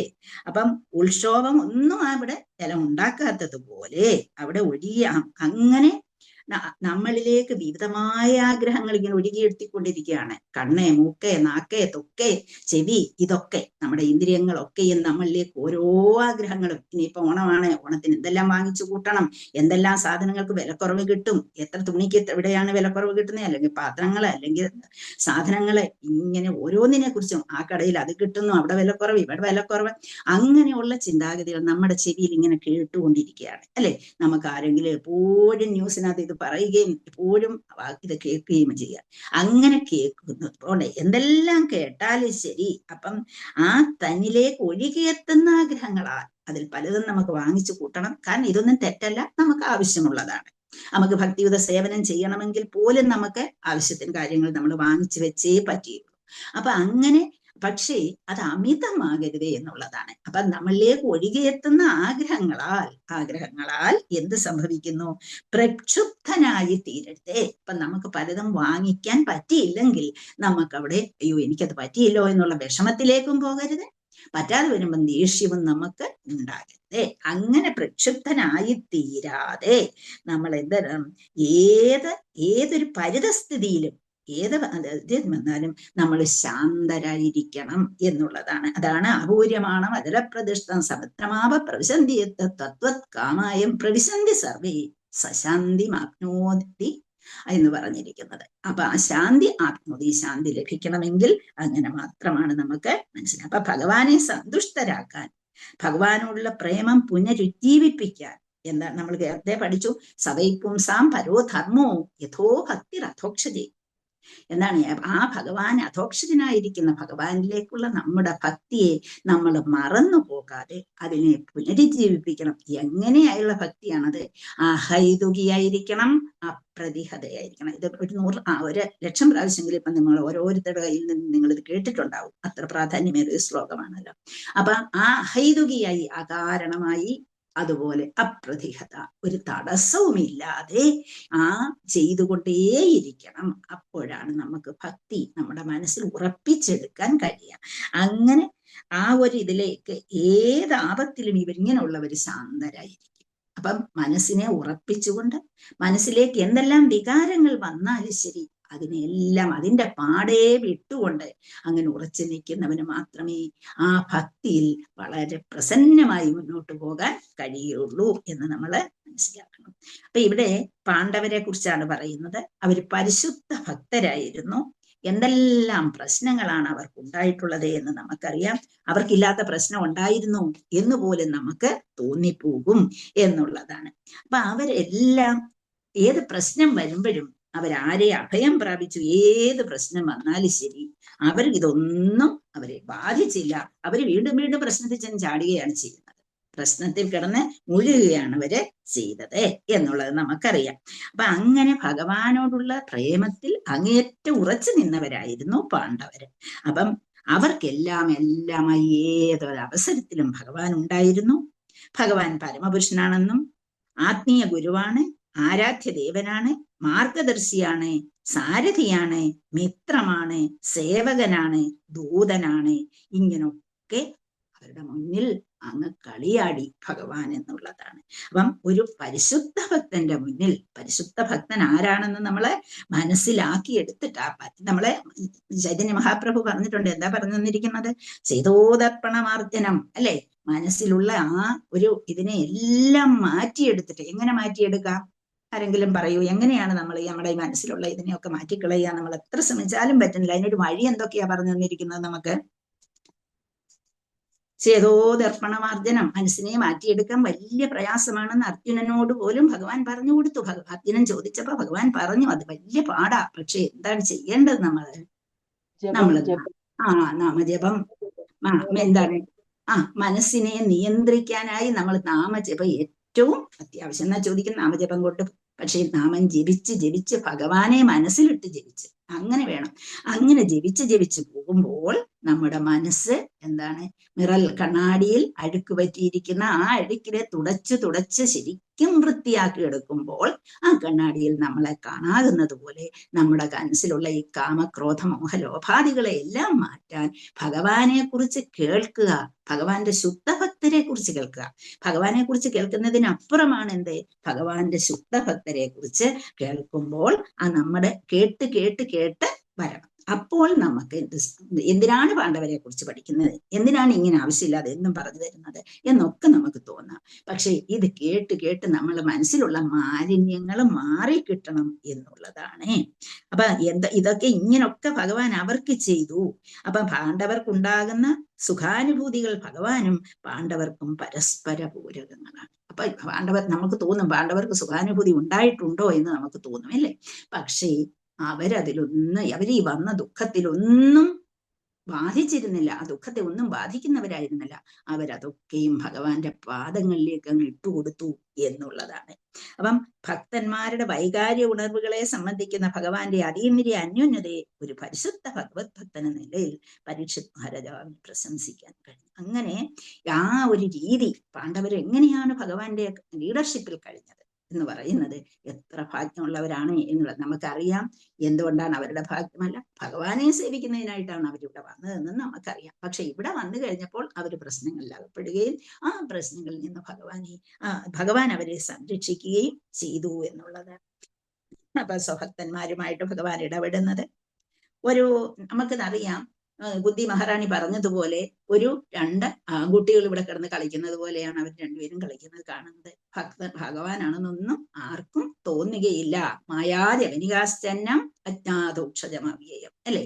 അങ്ങനെ ഇരിക്കുന്ന ആ ഒരു സ്ഥിതിയിൽ ഇവിടെ ഭഗവാൻ എങ്ങനെയാണ് നമുക്ക് ഭഗവാന്റെ പെരുമാറ്റം മനുഷ്യന്റെ പെരുമാറ്റം പോലെ തന്നെ ആയിരുന്നു എന്നും, പക്ഷേ അത് മനസ്സിലാക്കിയെടുത്തവർക്ക് ഭവനത്തിലേക്ക് മടങ്ങിച്ചെല്ലാൻ, ഭഗവത് ധാമത്തിലേക്ക് പോകാൻ അവർ യോഗ്യരായി തീരും. എന്നാ ചോദിക്കും, ഭഗവാൻ ഇവിടെ ഉണ്ടായിരുന്നു 125 വർഷം, അന്നുള്ളവരെല്ലാം ഭക്തരായിരുന്നു. നമുക്കറിയാം ജരാസന്ധനും ഒക്കെ എത്രമാത്രം ഭഗവാനെ എതിർത്തിരുന്നു. ശാല്യനെ, ജരാസന്ധനെ, ശിശുപാലനെ ഒക്കെ കഠിന ശത്രുക്കളെ പോലെ പെരുമാറുകയും ചെയ്തിരുന്നു എന്ന് നമുക്ക് അറിയാവുന്നതാണ്. അപ്പം ഭഗവാൻ നേരത്തെ ഭഗവത്ഗീതയിൽ പറഞ്ഞു തന്നു, ജന്മകർമ്മചമേ ദിവ്യം ഏവം യോ വേത്തി തത്വതഃ, അല്ലെ? അങ്ങനെ ആ ഭഗവാന്റെ ജന്മകർമ്മങ്ങളെ കുറിച്ച് മനസ്സിലാക്കി എടുക്കുന്നവർക്ക് എന്താണ്? യോ വേത്തി തത്വ, അവർക്ക് പിന്നെ ജനിക്കേണ്ടതായിട്ട് വരുന്നില്ല. എന്റെ ജന്മകർമ്മങ്ങളുടെ രഹസ്യങ്ങളെ കുറിച്ച് മനസ്സിലാക്കാൻ ആർക്ക് കഴിയുന്നോ അവർക്ക് പിന്നീട് ജനിക്കേണ്ടതായിട്ട് വരുന്നില്ല. അവരെവിടെ ചെല്ലുന്നു? ഭഗവത് ധാമത്തിലേക്ക് മടങ്ങി ചെല്ലാൻ തീർച്ചയായും അവർക്ക് സാധിക്കും എന്ന് ഭഗവാൻ നമുക്ക് ഉറപ്പ് തന്നിട്ടുണ്ട്. ഭഗവാൻ പറഞ്ഞിരിക്കുന്ന വാക്ക് ശരിയാണോ? ഭഗവാൻ അങ്ങനെ പറഞ്ഞു തന്നിട്ടുണ്ടോ? അല്ലെങ്കിൽ ഈ പുരാണത്തിൽ അതല്ലല്ലോ പറഞ്ഞു, ദേവി പുരാണം അതല്ലല്ലോ പറയുന്നത് എന്നൊക്കെ നിങ്ങൾക്ക് ഇപ്പൊ സംശയം തോന്നാം. കാരണം ദേവി പുരാണം വായിക്കുന്ന ക്ഷേത്രങ്ങളിലുണ്ട്, അല്ലെ? 9 ദിവസത്തെ ദേവി പുരാണ ദേവി മഹാത്മ്യ വായനയുണ്ട്. അപ്പൊ അവിടെ ഇതല്ലല്ലോ പറഞ്ഞത്, ദേവിയാണ് വലുതെന്നാണല്ലോ പറഞ്ഞു തന്നിട്ടുള്ളത്. അല്ലെങ്കിൽ ശിവപുരാണം പഠിക്കുന്നവർക്ക് ശിവനാണ് വലുതെന്നാണല്ലോ പറഞ്ഞു തന്നിട്ടുള്ളത്. അല്ലെങ്കിൽ ദേവതകളെ എല്ലാം ധ്യാനിക്കുന്നത് കൊണ്ട് എന്താണ് ഈ വക കാര്യങ്ങളൊക്കെ നിങ്ങളുടെ മനസ്സിൽ ഇപ്പം ഒരു സംശയമായി നമ്മുടെ മനസ്സിൽ നിൽക്കും, അല്ലെ? അപ്പൊ എന്തുകൊണ്ടാണ് ഇപ്പൊ ഓരോ പുരാണവും എന്താണ് ചെയ്യുന്നത്? ഇപ്പൊ ദേവിയെ കുറിച്ചുള്ള പുരാണം എന്ന് പറയുമ്പോൾ ദേവിയെ അങ്ങേയറ്റത്തെ ആളായിട്ട് കാണുക, അല്ലെ? അതല്ലേ അവരുടെ ധർമ്മം, അതെഴുതുമ്പോഴേ. അപ്പം ദേവിയാണ് പരമപൂജ്യമായിട്ടുള്ളത്, അതിനപ്പുറത്ത് ആരുമില്ല എന്ന് അവിടെ കൊണ്ടുവന്നെങ്കിൽ മാത്രമേ ആ പുരാണം എന്ത് ചെയ്യുകയുള്ളൂ, സക്സസ് ആവുകയുള്ളൂ. അതുപോലെ ശിവപുരാണം അങ്ങനെ തന്നെ. അപ്പൊ അതുകൊണ്ടാണ് അതിനപ്പുറത്തൊന്നുണ്ടേ എന്ന് വിശ്വസിക്കാൻ നമുക്ക് കഴിയുന്നില്ല. ഈ പറയേണ്ടത് ദേവിയാണ് നമ്മുടെ ഈ സൃഷ്ടിയിലെ ഏറ്റവും പ്രധാന കർത്താവായി കൊടുത്തിരിക്കുന്നത് ദേവിക്കാണ്, ദുർഗയാണ്. ദുർഗ ഒരു കോട്ട കെട്ടി നമ്മളെ കോട്ടയ്ക്കുള്ളിലാക്കിയിരിക്കുകയാണ്. എന്തിനെ? നമുക്ക് തിരിച്ചങ്ങ് കൊണ്ടുപോകാൻ ദേവിയെ ഏൽപ്പിച്ചിരിക്കുകയാണ്. ദേവി അവിടുന്ന് നമ്മളെ അരി പൊടിച്ചു കൊണ്ടുവന്നിട്ട് അരിയെ കടഞ്ഞെടുത്തിട്ട് അതിനെ അപ്പം ഉണ്ടാക്കുവാൻ ഏറ്റവും നല്ല പൊടിയെടുക്കും, അല്ലെങ്കിൽ പുട്ടിന് അതിനേക്കാൾ കുറച്ചുകൂടി കട്ടിയേറിയ പൊടിയാണ് നമ്മൾ എടുക്കുന്നത്. അതുപോലെ എന്ത് ചെയ്യുന്നു? ദേവി നമ്മളെ അരിച്ചെടുത്തിട്ട് നമ്മളെ എന്ത് ചെയ്യുന്നു? ശുദ്ധഭക്തന്മാരെ മാത്രം അങ്ങോട്ട് വിടും. ദേവി അല്ലാത്ത നമ്മളെ ഇവിടെ നിർത്തുകയും ചെയ്യും, അല്ലാത്തവരെ എല്ലാം ഇവിടെ നിർത്തുകയും ചെയ്യും. ജയിലിൽ കിടത്തി കുട്ടികൾ തെറ്റ് ചെയ്താൽ അവരെ എന്ത് ചെയ്യും? ജയിലിൽ കൊണ്ടുപോയി അവിടെ വെച്ച് പഠിപ്പിച്ചെടുത്തവരെ കഴിവുള്ളവരാക്കി, എന്ന് വെച്ചാൽ ഈ അക്രമവാസനയിൽ നിന്ന് മാറ്റിയെടുക്കുന്നത് പോലെ നമ്മളിലുണ്ട് ഈ വാസന. നമ്മളിവിടെ ജീവിച്ചിട്ട് നമ്മളെ അരിച്ചെടുത്തിട്ട് നമ്മളിൽ പോകാൻ പ്രാപ്തരായവരെ മാത്രമേ ദേവി അങ്ങോട്ട് അയക്കുള്ളൂ. ആ കാര്യം നമുക്കറിയില്ല. കാരണം എന്തുകൊണ്ട്? നമ്മളത് വായിക്കുമ്പോൾ നമ്മൾ അതിൽ ഇതാണ് കണ്ടത്. ഇപ്പൊ പല ഭക്തരും ചോദിക്കുന്ന ഒരു ചോദ്യമാണ് ഭക്തരാമ. അപ്പൊ ആ ഒരു നമ്മളെ അരിച്ചെടുത്താണ് അങ്ങോട്ട് അയക്കുന്നത്, അല്ലാതെ നമ്മളെ ഇവിടെ നിർത്തിയിട്ട് നമ്മളെ കുറെ രസിപ്പിച്ചിട്ട് നമ്മളെ വിടുകയേ ഇല്ല ദേവി. വളരെ കഠിനമായിട്ട്, വളരെ വളരെ അത്രയധികം ഉന്നതയായ ഭക്തയാണ് ദേവി എന്നുള്ളത് നമ്മൾ മനസ്സിലാക്കണം. അപ്പൊ അങ്ങനെ ദേവി മഹാത്മ്യത്തിൽ ദേവിയെ കുറിച്ചാണ് ശരിയാണ് പറയുന്നത്. പക്ഷേ അവിടെ നമ്മൾ മനസ്സിലാക്കേണ്ടതുണ്ട് ദേവി ആരാണ് എന്നുള്ളത്. അതെന്തുകൊണ്ടേ കിട്ടുകയുള്ളൂ? ജ്ഞാനസഹിതമായ ഭക്തി കൊണ്ടേ കിട്ടുകയുള്ളൂ. അതുകൊണ്ടാണ് ജ്ഞാനം വേണം എന്ന് പറയുന്നത്. അല്ലെങ്കിൽ ഭക്തി മതി, ഒന്നും അറിയാത്തവരെയും ഭഗവാൻ എടുത്തുകൊണ്ട് പോകും, അല്ലെ? അപ്പൊ ഒരു നിമിഷം കൊണ്ട് ഖട്വാങ്കരെന്ന ധരണീശന് ഞാൻ മറന്നുപോയി. അപ്പൊ ആ ഒരു നിമിഷം കൊണ്ട് അദ്ദേഹത്തെ അങ്ങ് ഉയർത്തിയെടുത്തു, അല്ലെ? അപ്പൊ അദ്ദേഹം അതിനു മുമ്പ് അത് നേടിയിരുന്നു എന്ന് നമ്മൾ മനസ്സിലാക്കാൻ നമ്മുടെ മനസ്സിന് കഴിയണം. അവിടെ ചോദ്യം ചെയ്തുകൊണ്ട് നമ്മൾ നിൽക്കരുത്. അതാണ് നമ്മൾ മനസ്സിലാക്കേണ്ടത്. അപ്പൊ അങ്ങനെ ഭഗവത് സേവനത്തിനായി മുഴുവൻ ശക്തിയും വരുത്തിയിരിക്കാൻ കഴിയുന്ന വിധത്തിൽ ഭഗവതേശ്വരിക്ക് അതനുസരണമായി പ്രവർത്തിക്കുന്നവരായിരുന്നു പാണ്ഡവർ. അങ്ങനെ അവരുടെ ദൃഢനിശ്ചയം, അവർ ആഗ്രഹിക്കുന്ന ഏത് തരത്തിലുള്ള സേവനവും ഭഗവാനിൽ നിന്ന് നിർവിശങ്കം സുദൃഢമാക്കാൻ ഭഗവത് കൃപയാൽ അവർക്ക് കഴിഞ്ഞു. അപ്പൊ ഭഗവാൻ പറഞ്ഞിട്ടുണ്ട് എന്താണ്? സമൂഹം സർവഭൂതേഷു, അല്ലെ? അപ്പൊ എല്ലാവരോടും എനിക്ക് ഒരുപോലെയാണ്, പക്ഷേ എന്നിൽ ശരണമർപ്പിക്കുന്നവരെ ഞാൻ പ്രത്യേകം കാണുമെന്ന് ആ ശ്ലോകത്തിൽ കൂടി ഭഗവാൻ നമുക്ക് പറഞ്ഞു തരുന്നുണ്ട്. അപ്പൊ പരീക്ഷത്തിന്റെ രക്ഷയ്ക്ക് വേണ്ടി ഭഗവാൻ എങ്ങനെ പ്രവർത്തിച്ചു, അല്ലെ? കുന്തി മഹാറാണിയോട് സംസാരിച്ചുകൊണ്ട് നിൽക്കുന്ന അവസരത്തിലാണ് ഉത്തര ഓടി വരുന്നത്. അപ്പൊ ആ ഉത്തരയിലേക്ക് കടക്കുകയും ഉടൻ തന്നെ പരീക്ഷത്തിനെ രക്ഷിക്കുകയും ചെയ്തു. അതുപോലെ അഭിമന്യുവിന്റെ സമയത്ത് അപ്പൊ ആ സമയത്തുണ്ടായ അഭിമന്യുവിനെ വധിച്ചു. അർജുനൻ എന്ത് ചെയ്യുന്നു? ശപഥം ചെയ്തു. എന്താണ്? ജയദ്രഥനെ നാളെ വൈകുന്നതിന് മുമ്പ്, സൂര്യാസ്തമനത്തിന് മുമ്പ് വധിച്ചില്ല എങ്കിൽ ഞാൻ അഗ്നിയിൽ ചാടി മരിക്കും. പക്ഷേ സൂര്യാസ്തമനമായിട്ടും ജയദ്രഥനെ ഇവര് കാണിച്ചു കൊടുക്കാതെ ഇവരെ ഉള്ളറയിലാക്കി വെച്ചു. ആ സമയത്ത് പിന്നെ ഭഗവാൻ എന്ത് ചെയ്യുന്നു? അഗ്നിയിൽ ചാടാൻ എല്ലാം തയ്യാറാക്കി വെച്ചിരിക്കുകയാണ്. ആ സമയമായപ്പോൾ എന്ത് ചെയ്തു? സൂര്യനെ അങ്ങ് മാറ്റിക്കാണിച്ചു കൊടുത്തു, അല്ലെ? അപ്പോഴെന്ത് ചെയ്തു? സമയമായില്ല എന്നുള്ള പ്രതീതി വരിക്കുകയും ആ സമയത്ത് നേരം സന്ധ്യ, ഇനി എനിക്ക് കൊല്ലാൻ കഴിയില്ല എന്നുള്ള ഒരു പ്രതീതി വന്നിട്ട് ജയദ്രഥൻ വെളിയിലേക്ക് വരികയും ആ ജയദ്രഥനെ ഉടനെ തന്നെ കൊല്ലാൻ ആംഗ്യം കാണിക്കുകയും ചെയ്തു. അപ്പോൾ തന്നെ വധിക്കുകയും ചെയ്തു. അങ്ങനെ എന്ത് ചെയ്തു ഭഗവാനെ?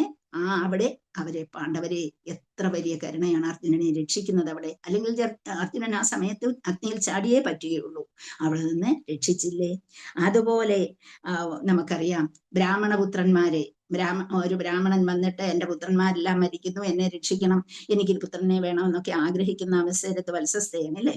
അപ്പൊ ആ സമയത്ത് എന്ത് ചെയ്യുന്നു, ഞാൻ തീർച്ചയായും ഞാൻ അർജുനൻ ആ സമയത്ത് ഓർക്കാതെ പറഞ്ഞ് ഞാൻ രക്ഷിച്ച് തന്നിരിക്കും, ഞാൻ നേരത്തെ വന്ന് കാവിൽ നിന്നിരിക്കും എന്നൊക്കെ പറഞ്ഞിട്ട് അവിടെ പോകുന്നു. പക്ഷേ ഈ സമയത്ത് ആ കുട്ടി വയറ്റിൽ വെച്ച് തന്നെ മരിച്ചു. അപ്പോൾ ആ ബ്രാഹ്മണർക്ക് ദേഷ്യം വന്നിട്ട് ഇങ്ങോട്ട് അർജുനനോട് അങ്ങോട്ട് തുടങ്ങി ദേഷ്യം. ആ ദേഷ്യം കണ്ടിട്ട് ആ കുട്ടിയെ കൊണ്ടുവരാൻ വേണ്ടി കൃഷ്ണനും അർജുനനും കൂടി യാത്ര ചെയ്യുന്ന ആ കഥകളൊക്കെ നമുക്ക് അറിയാവുന്നതാണ്. അതുപോലെ അശ്വത്ഥാമാവിന്റെ ആ അസ്ത്രത്തിൽ നിന്ന് ആ അസ്ത്രം വന്നപ്പോ പാണ്ഡവരെയും പാണ്ഡവപുത്രന്മാരെയും എല്ലാം വധിക്കുന്നതിന് വേണ്ടി, പുത്രന്മാരെയല്ല പാണ്ഡവരെ വധിക്കുന്നതിന് വേണ്ടി ആ അസ്ത്രങ്ങൾ വരുമ്പോൾ അവിടെ ഉണ്ടാകുന്ന, അത് നമ്മൾ വിശദമായി പഠിച്ചതാണ് അല്ലെ. അങ്ങനെ പിന്നെന്താണുള്ളത്, വസ്ത്രാക്ഷേപ സമയത്ത് നമുക്ക് എണ്ണിയാൽ തീരാത്തതുപോലെയാണ് കാര്യങ്ങൾ അതുള്ളത്. അപ്പം കുരുക്ഷേത്ര യുദ്ധത്തിലെ ഭീഷ്മരെ പറഞ്ഞിരുന്നു, ഭീഷ്മരെ ചെന്ന് ആരാണ് ദുര്യോധനൻ ചെന്ന് വഴക്ക് പറയും, ഇത്രയും കാലമായിട്ടും നിങ്ങൾ അവരുടെ കൂടെ പാണ്ഡവരുടെ കൂടെ നിൽക്കുകയാണ്, നിങ്ങൾ ഇതുവരെയും പാണ്ഡവരെ വധിച്ചില്ല, നിങ്ങൾക്ക് അതിന് കഴിവുണ്ടെന്ന് എനിക്കറിയാം എന്നൊക്കെ പറയുന്ന അവസരത്തിലെ ഭീഷ്മർ എന്ത് ചെയ്തു, ഭയങ്കര കോപിഷ്ഠനായി മാറി. ആ സമയത്ത് എന്ത് ചെയ്യും, ഞാൻ ഈ നാളത്തെ ദിവസം ആരെ വധിച്ചിരിക്കും, പാണ്ഡവരെ വധിച്ചിരിക്കും എന്ന് പറഞ്ഞു. അത് കേട്ട് കൃഷ്ണൻ ഉടൻ തന്നെ കൊട്ടാരത്തിൽ ഇവിടെ എന്താ വരും, അവരുടെ കിടക്കുന്ന ആ സ്ഥാനത്ത് വരികയും അവരുടെ ടെന്റിൽ വരികയും അവിടെ നിന്ന് ആരെ വിളിക്കുന്നു, ദ്രൗപദിയെ വിളിക്കുന്നു. ടെന്റിൽ വന്നതിന് ശേഷം ദ്രൗപദിയെ വിളിപ്പിക്കുന്നു. ദ്രൗപദിയെ വിളിപ്പിച്ചിട്ട് ദ്രൗപദിയോട് പറയുന്നു, നീ ഒരുങ്ങി ചെന്നിട്ട് എന്ത് ചെയ്യണം, ഭീഷ്മപിതാമഹന്റെ കാലിൽ തൊട്ട് വണങ്ങുമ്പോൾ നിന്നെ അനുഗ്രഹിക്കും, നീ അവിടെ ചെന്നിട്ട് നീ അനുഗ്രഹം വാങ്ങിച്ചു കൊണ്ടുവരിക, നീ ഉള്ള ഭർത്താക്കന്മാർ എന്ന് നിലനിൽക്കുന്നതായി നിൽക്കട്ടെ എന്നുള്ള അനുഗ്രഹം നീ വാങ്ങിച്ചു കൊണ്ടുവരണം എന്ന് പറഞ്ഞ് അവളെ പറഞ്ഞു വിടുന്നു. അങ്ങനെ അവിടെ ചെല്ലുന്നു, അവളെ അനുഗ്രഹിക്കുന്നു. അനുഗ്രഹിക്കുന്ന അവസരത്തിൽ ചോദിക്കുന്നു, അങ്ങനെ അനുഗ്രഹിച്ചാൽ നാളെ അങ്ങ് എന്ത് ചെയ്യാൻ പോവുകയാണ്, എൻ്റെ ഭർത്താക്കന്മാരെ വധിക്കാൻ പോവുകയാണ്, പിന്നെ എനിക്ക് ആ അനുഗ്രഹം എങ്ങനെയാണ് സാധിച്ചു തരിക എന്ന് ചോദിക്കുമ്പോൾ ഭീഷ്മര് പോലും അങ്ങ് എന്താ പറയേണ്ടതെന്ന് അറിയാതെ നിന്നു പോകുന്നു. അങ്ങനെ ആ സമയത്തും കൃഷ്ണനല്ലേ അവളെ പറഞ്ഞിരിക്കുന്നത്. അതുപോലെ 5 അമ്പുകൾ വില്ലുകൾ അവരെ വധിക്കുന്നതിനായി വെച്ചിരുന്നു. ആരെ, ഭീഷ്മര് കരുതി വെച്ചിരുന്നു. അപ്പം അദ്ദേഹം ചെന്നിട്ട് അർജുനനോട് പറയുന്നു, കൃഷ്ണൻ ചെന്ന് പറയുന്നു, അർജുനനോട് പറയുന്നു, അർജുന നീ ഇപ്പൊ ഒരുങ്ങി വാ, നീ എളുപ്പം വാ, വന്നിട്ട് നീ ദുര്യോധനന്റെ അറയിൽ പോകണം. ദുര്യോധനന്റെ അറയിൽ പോയിട്ട് പണ്ട് നീ ദുര്യോധനെ രക്ഷിച്ചത് ഓർമ്മയുണ്ടല്ലോ, ആ ദുര്യോധനെ രാക്ഷസന്മാര് വധിക്കാൻ വന്നപ്പോൾ നീ രക്ഷിച്ചത് ഓർമ്മയുണ്ടല്ലോ, അന്നേരം അദ്ദേഹം പറഞ്ഞിരുന്നു നിനക്ക് 2 വരം തരാമെന്ന്. ആ വരം നീ നിന്റെ ചേട്ടനോട് ചെന്ന് ചോദിച്ചു വാങ്ങണമെന്ന് പറയും. അങ്ങനെ അവിടെ ചെല്ലുന്നു. അവിടെ ചെന്നപ്പോൾ അർജുനൻ ചോദിക്കുന്നത് ഈ വില്ലുകളാണ്. അങ്ങനെ അത് വാങ്ങിക്കുന്നു. അങ്ങനെ ആ വില്ലുകൾ വാങ്ങിപ്പിക്കുന്നു. അപ്പോഴവിടെ ഉള്ളത്, അവിടെ എല്ലാം കൃഷ്ണനില്ലെങ്കിൽ ഇതെല്ലാം നടക്കുന്നത് എങ്ങനെയാണ്? കൃഷ്ണന്റെ ആ കാരുണ്യം അവരിലേക്ക് ഇങ്ങനെ ചൊരിഞ്ഞുകൊണ്ടേ ഇരുന്നു. ദ്രൗപദി ആരിൽ കൂടിയായാലും കൃഷ്ണൻ അവിടെ ഇനിയും പറഞ്ഞാലും തീരാത്ത പോലെ കഥകൾ. അങ്ങനെ കൃഷ്ണനെ കുറിച്ചിട്ട് കഥയല്ല, ഇത് നടന്ന കാര്യമാണ് എന്നുള്ളത് നമ്മൾ വിശ്വസിക്കണം. എന്റെ കുരുക്ഷേത്രം ഇന്നുകൊണ്ട് എന്നുള്ളത് കൊണ്ട്. അപ്പൊ കുരുക്ഷേത്രത്തിൽ ആ യുദ്ധം നടന്നിരുന്നു എന്നുള്ളതും അവിടുത്തെ തെളിവുകളെല്ലാം നമുക്ക് തരുന്നത് കൊണ്ട് നമ്മൾ ഇതിനെ ഒരിക്കലും കഥകളാക്കി മാറ്റരുത് എന്നുള്ളതാണ് മനസ്സിലാക്കേണ്ടത്. ഹരേ കൃഷ്ണ. നമുക്ക് ഈ ശ്ലോകം ഇവിടെ നിർത്താം. ഈ ശ്ലോകത്തിൽ ഒരുപാട് കാര്യങ്ങൾ ഇതിനെക്കുറിച്ച് അങ്ങോട്ട് പറഞ്ഞു പോയാൽ നമുക്ക് പറയാനുണ്ട്. ഹരേ കൃഷ്ണ. അടുത്ത ശ്ലോകം. ശ്ലോകം 17. തസ്യൈവം വർത്തമാനസ്യ പൂർവേഷാം വൃത്തിമന്യുഹം ആദിദൂരേ കിലാശ്ചര്യം യഥാസിത് നന്നിബോധ മേ. തസ്യൈവം വർത്തമാനസ്യ പൂർവേഷാം വൃത്തിമന്യുഹം നാദിദൂരേ കിലാശ്ചര്യം യഥാസിത് തന്നിബോധ മേ. തസ്യ അദ്ദേഹത്തിന്റെ, ഏവം ആ രീതിയിൽ, വർത്തമാനസ്യ ആ രീതിയിലുള്ള ചിന്തയിൽ ആമഗ്നരായി, പൂർവേഷാം അദ്ദേഹത്തിന്റെ പൂർവികരുടെ, വൃത്തിം സത്പ്രവർത്തികൾ, അന്വഹം ദിനം തോറും, ന അല്ല, അതിദൂരെ അകലെ, കിലേ സത്യത്തിൽ, ആശ്ചര്യം ജനിപ്പിക്കുന്നത്, യത് എന്ന് പറഞ്ഞാൽ അത്, ആസീത് ആയിരുന്നു, തതെന്ന് പറഞ്ഞാൽ ഏതെന്നുള്ള അർത്ഥം, നിബോധ അതറിയുക, മേ എന്നിൽ നിന്നും. ഇത്രയും വാക്കുകളാണുള്ളത്. തസ്യ ഏവം വർത്തമാനസ്യ പൂർവേഷ വൃത്തിം അന്വഹം ന അതിദൂരെ കിലേ ആശ്ചര്യം യത് ആസീത് തത് നിബോധ മേ. ഇത്രയും വാക്കുകളാണ് ഇവിടെ ഉള്ളത്. അപ്പം തസ്യൈവം വർത്തമാനസ്യ പൂർവേഷാം വൃത്തിമന്വഹം നാദിദൂരേ കിലാശ്ചര്യം യഥാസീത് തന്നിബോധമേ. ഹരേ കൃഷ്ണ. ശ്ലോകം വായിച്ചോളൂ. ഹരേ കൃഷ്ണ മാതാജി. ഹരേ കൃഷ്ണ. ഹരേ കൃഷ്ണ. ഓം നമോ ഭഗവതേ വാസുദേവായ. തസ്യൈവം വർത്തമാനസ്യ പൂർവേഷാം വൃത്തിമന്യുകം നാധിദൂരേ കിലാശ്ചര്യം യഥാസീത് തന്നിബോധമേ. ഹരേ കൃഷ്ണ.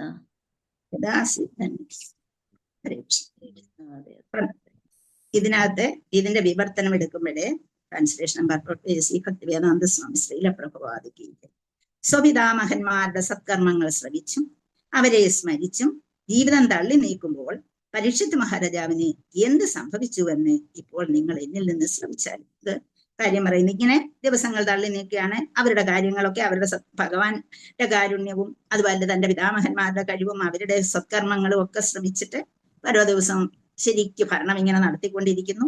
ആ സമയത്ത് മഹാരാജാവിന് എന്താണ് സംഭവിച്ചതെന്നാണ് ഇവിടെ പറയുന്നത്. അപ്പം ആ ഒരു ഭക്തവത്സനായ ഭഗവാൻ തനിക്കൊരു കൈക്കുമ്പിൾ ജലവും ഒരു തുളസീദളവും അർപ്പിച്ചാൽ സമർപ്പിക്കുന്നവന് തന്നെ തന്നെ കൊടുക്കുന്നു എന്നാണ് പറഞ്ഞത്. അപ്പം എന്താണ്? തുളസീദള മാത്രേണ ജലസ്യ ചൂല് കേനച്ച വിക്രീണിതേണ സ്വാത്മാനം ഭക്തേപ്യോ ഭക്തവത്സലഃ.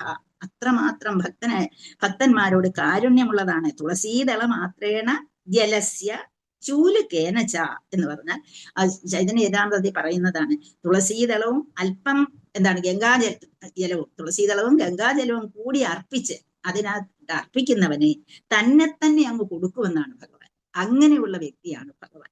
ആ ഭഗവാന്റെ കാരുണ്യങ്ങളാണ് ഇവിടെ കേട്ടുകൊണ്ടിരുന്നത്. ഇത് നമുക്കറിയാം. ആ അദ്വൈതാചാര്യര് എന്താണ് ആ ഭയങ്കരമായ കഠിനമായ വിഷമങ്ങൾ ആൾക്കാരെ അങ്ങനെ ഏറ്റവും അധികം ദോഷിതരായി മാറിയ അവസരത്തിൽ അദ്വൈതാചാര്യർക്ക് വിഷമമുണ്ടായി. അദ്ദേഹം എന്ത് ചെയ്തു? അദ്ദേഹം അല്പം കുറച്ച് തുളസീദളം എടുത്തുകൊണ്ട് ഡെയിലി അത് എന്ത് ചെയ്യും? ഗംഗാജലത്തിൽ അർപ്പിച്ചിട്ട് ഭഗവാന് വേണ്ടി സമർപ്പിക്കും.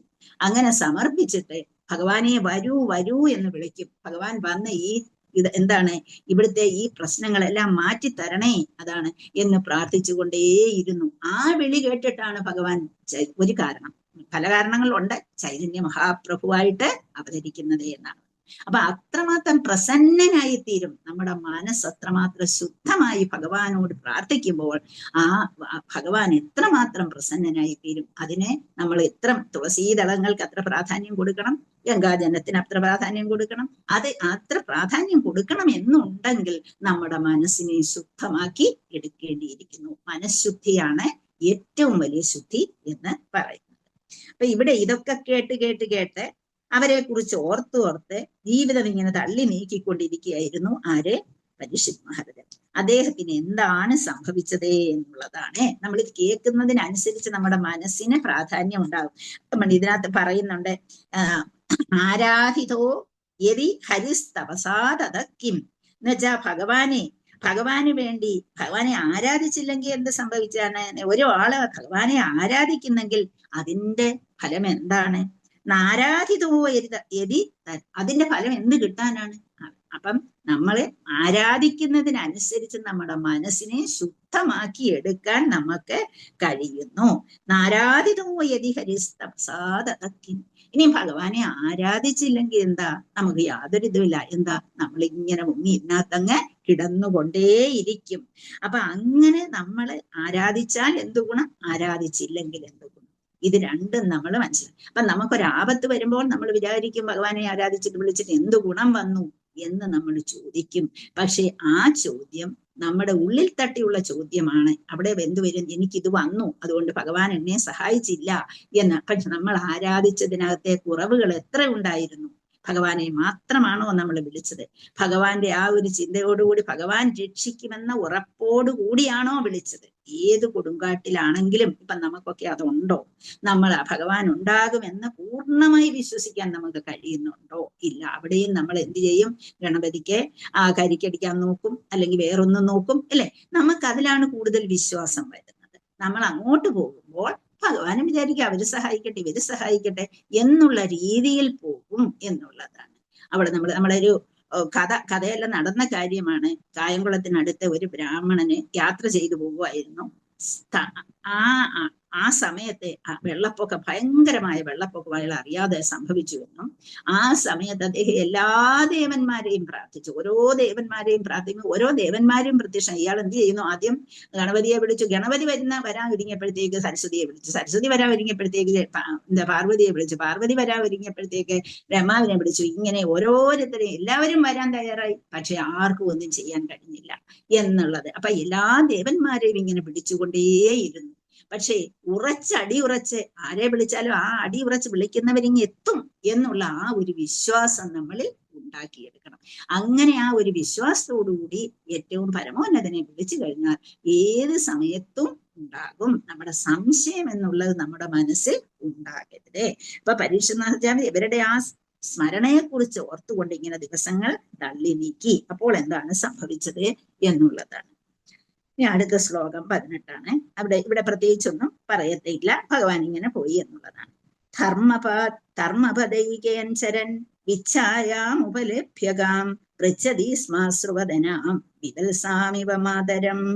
ധർമ്മപദൈകേൻ ചരൻ വിച്ഛായാമുപലഭ്യകാം പൃച്ഛതി സ്മാശ്രുവദനാം വിവത്സാമിവ മാതരം. ധർമ്മപദൈകേകാൻ, ധർമ്മപദ ഏകേന ചരൻ, അതിങ്ങനെ പിരിക്കണം. ധർമ്മപദ പിന്നീട് ഏകേന പദൈകേന ചരൻ.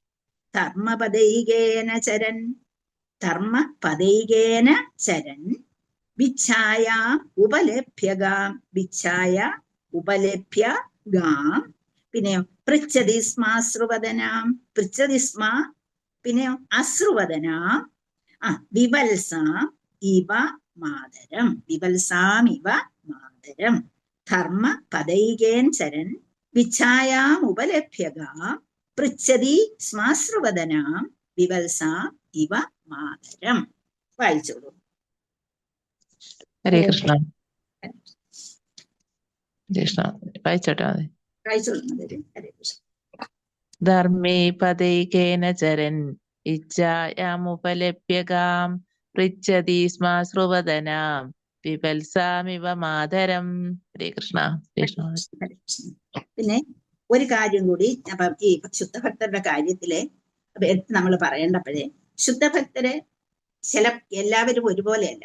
ചിലരെന്ത് ചെയ്യും? ഭഗവാനെ അങ്ങ് ആശ്രയിച്ച് അങ്ങ് അറ്റത്തെ ആശ്രയം. ചില ശുദ്ധഭക്തര് പറയും ഭഗവാനെ ഞാൻ വിഷമിപ്പിക്കുകയില്ല, ഭഗവാന് വിഷമം കൊടുക്കുകയില്ല, ഞാൻ അനുഭവിച്ചാലും ചിലർ കരുതും. അങ്ങനെ 2 തരത്തിലുള്ള ശുദ്ധഭക്തരുണ്ട്. അപ്പൊ ശുദ്ധഭക്തർ തന്നെ 2 തരമൊന്നുമല്ല, ഒരുപാട് തരത്തിലുള്ള. അവനന്റെ മനസ്സാന്നിധ്യവും ഭഗവാനുള്ള ഇതുമനുസരിച്ച്. നമ്മൾ സൂര്യദാസിനെ കുറിച്ചും തുളസീദാസിനെ കുറിച്ചും ഒക്കെ കേട്ടിട്ടുണ്ട്, അല്ലെ? സൂര്യദാസനാണെങ്കിൽ കണ്ണില്ല, തുളസീദാസനാണെങ്കിൽ കണ്ണുണ്ട്. അപ്പൊ സൂര്യദാസ് അവർ 2 പേരും കൂടെ നടന്നു വരിക. അവർക്കെതിരെ ഒരു ആന ഭ്രാന്തവലി വരുന്നത് കണ്ടിട്ട് സൂര്യദാസ് എന്ത് ചെയ്തു എന്നറിയാമോ? അദ്ദേഹത്തിന് കണ്ണൊന്നും ഇല്ല. അദ്ദേഹം അവിടെ പിടിച്ചു നോക്കിയപ്പോ ഒരു മരം നിൽക്കുന്നു. ആ മരത്തിൽ അങ്ങ് ചാടിക്കേറി. അവിടെ ഇരുന്നുകൊണ്ട് ആന പോയിട്ട് ഇറങ്ങി വരാമെന്ന് വിചാരിച്ച് അദ്ദേഹം ആ മരത്തിൽ ചാടിക്കേറി. തുളസീദാസ് എന്ത് ചെയ്തെന്നറിയാമോ? അദ്ദേഹം രാമഭക്തനാണല്ലോ തുളസീദാസന്. അദ്ദേഹം എന്ത് ചെയ്ത്? ആന വന്ന സമയത്ത് രാമനാമം പറഞ്ഞുകൊണ്ട് ആനയെ അങ്ങ് നമസ്കരിച്ച് ആനയ്ക്ക് രാമദീക്ഷ കൊടുത്തു. ആനയ്ക്ക് ആ നാമനാമം പറഞ്ഞ് ആനയെ അവിടെ നിർത്തി ആനയ്ക്ക് രാമദീക്ഷ കൊടുത്ത്. അങ്ങനെ അവര് പിന്നെ അത് കഴിഞ്ഞ് ആന പോയി എന്ന് ഇദ്ദേഹം വിളിച്ചു പറയുമ്പോഴാണ് സൂര്യദാസ് ഇറങ്ങി വരുന്നത്.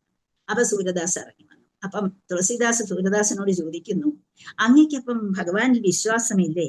അപ്പൊ കൃഷ്ണന്റെ ഓടക്കുഴൽ വിളി ആനയെ മാറ്റിക്കൊണ്ടു പോകാൻ നിങ്ങൾ വിചാരിച്ചില്ലേ? ഇത്രയും വിശ്വാസം ഉണ്ടായിട്ട് എന്തുകൊണ്ടാണ് അങ്ങ് ഈ മരത്തിൽ ചാടിക്കേറിയതെന്ന് ചോദിക്കും. അപ്പൊ സൂര്യദാസ് പറയുകയാണ്, നമ്മളെ എന്ത് ചെയ്യണം? ഭഗവാനെ ആവശ്യമില്ലാതെ വിഷമിപ്പിക്കരുത്. ഭഗവാൻ നമുക്ക് ഏതെങ്കിലും രീതിയിൽ നമുക്ക് പിടിച്ചു നിൽക്കാൻ കഴിയുമെങ്കിൽ നമ്മൾ പിടിച്ചു നിൽക്കണം. ഭഗവാനെ വിളിച്ചുകൊണ്ടായിരിക്കണം മരത്തിൽ കയറേണ്ടത്.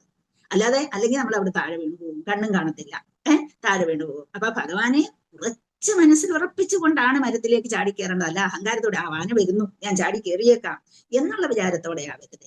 ഭഗവാനെ തന്നെ മനസ്സിൽ ഉറപ്പിച്ചുകൊണ്ട് ഞാൻ ചാടി കയറിയത്. അപ്പം എന്റെ സേവയിൽ ഞാൻ എന്തെങ്കിലും ചെയ്യേണ്ട അവസരത്തിൽ ഭഗവാനെ ആവശ്യമില്ലാതെ വിഷമിപ്പിക്കേണ്ടതില്ല. ഭഗവാൻ എന്നെ രക്ഷിച്ചിരിക്കും, പക്ഷേ ഭഗവാനെ എന്തിനാണ് ആവശ്യമില്ലാതെ വിഷമിപ്പിക്കുന്നത് എന്ന് ചോദിക്കുന്നു. അപ്പൊ ഞാൻ ചെയ്യാകുന്നത് ഞാൻ ചെയ്യണം. ഭഗവാനെ വിളിച്ചുകൊണ്ടായിരിക്കണം ഞാൻ ചെയ്യേണ്ടത്. അപ്പൊ രണ്ടു തരം ഭക്തിയാണ് അവിടെ. ഒരാൾ എന്ത് ചെയ്തു? ഭഗവാനെ തന്നെ അങ്ങ് വിളിച്ച് ഭഗവാനെ അങ്ങ് ഉറപ്പിച്ചുകൊണ്ട് ആനയ്ക്ക് രാമദീക്ഷ കൊടുത്തു. ഒരാൾ എന്ത് ചെയ്തു? ഭഗവാനെ തന്നെ മനസ്സിൽ ഉറപ്പിച്ചുകൊണ്ട് ഞാൻ ഭഗവാനെ ഇവിടെ കഷ്ടപ്പെടുത്തുന്നില്ല, ഭഗവാനെ എന്നുള്ള രീതിയിൽ ഞാൻ ഇവിടെ രക്ഷപ്പെടാമെന്ന് വിചാരിച്ചു. അപ്പൊ രണ്ട് രീതിയിലുള്ള രീതിയാണ് നമ്മൾ. അതുപോലെ തന്നെ നമുക്ക് മനസ്സിലാക്കാൻ കഴിയും രൂപഗോസ്വാമിയുടെയും സനാതന ഗോസ്വാമിയുടെയും കാരണം. അപ്പൊ ഒരു ദിവസം രൂപഗോസ്വാമി അവിടെ നല്ല വെയില്, വൃന്ദാവനത്തിലെ അതികഠിനമായ വെയിലത്തിരുന്ന് അദ്ദേഹം നാമം ജപിച്ചുകൊണ്ടിരിക്കുന്നു. അദ്ദേഹം നാമം ജപിച്ചൊന്നുമേ അറിയുന്നില്ല. അറ്റത്തിൽ അങ്ങ് ഭക്തിയിൽ അങ്ങ് മുഴുകി നാമം ജപിച്ചുകൊണ്ടിരിക്കുക. അതികഠിനമായ ചൂട്, ഭയങ്കരമായ വെയില്. ആ സമയത്ത് രാധാറാണിക്ക് കണ്ടപ്പോ കഷ്ടം തോന്നിയിട്ട് രാധാറാണി തന്റെ ദുപ്പട്ട എടുത്തിട്ട് എന്ത് ചെയ്തു? ഈ ഗോസ്വാമിയുടെ തലയിൽ ഇങ്ങനെ വെയിൽ കൊള്ളാതിരിക്കാൻ പിടിച്ചു കൊടുക്കും. അതെ സനാതന ഗോസ്വാമി കാണുന്നു. സനാതന ഗോസ്വാമി ഉടനെ വന്നിട്ട് ഇത് കഴിഞ്ഞതിന് ശേഷം സനാതന ഗോസ്വാമി എന്നെ വിളിച്ചു ചോദിക്കുന്നു, നീ രാധാറാണി എന്തിനാണ് ഈ വിഷമിപ്പിക്കുന്നത്? രാധാറാണി വരേണ്ടി വന്നു, നീ ഇവിടെ നിന്ന് ഇങ്ങനെ ഈ വെയിൽ കൊണ്ടതുകൊണ്ട്. അപ്പൊ രാധാറാണി അവിടെ തലയിൽ ഈ സാരിത്തുമ്പ് പിടിച്ചതുകൊണ്ട് അവിടെ നിൽക്കേണ്ടി വന്നത് നിന്റെ തെറ്റാണ് എന്ന് പറഞ്ഞ് മനസ്സിലാക്കി. നീ ഉടനെ എന്തെങ്കിലും ഒരു കുടിലുണ്ടാക്കണം എന്ന് പറഞ്ഞുകൊണ്ട് അവർ കുടിലുണ്ടാക്കും. അപ്പം ഭക്തിയിൽ അവര് ആ ഒരു മനസ്സിലാക്കിയെടുക്കേണ്ടത്, നമ്മൾ ഭക്തിയിൽ എപ്പോഴും ഭഗവാനെ മനസ്സിൽ ഉറപ്പിച്ചുകൊണ്ട് ചെയ്യുമ്പോഴും നമ്മൾ ഭഗവാനെ ഒരു ഒരു ഇതായി മാറുന്നത്, ഒരു ഒബ്സ്റ്റിക്കിളായി അല്ലെങ്കിൽ ഒരു ശല്യമായി മാറുന്നത് എപ്പോഴും നമ്മളതും നമ്മുടെ മനസ്സിലുണ്ട്. അപ്പൊ ഭക്തി ചെയ്യുമ്പോഴും നമ്മൾ പല വിധത്തിലുള്ള സാന്നിധ്യം നമ്മളിൽ ഉണ്ടാകണം.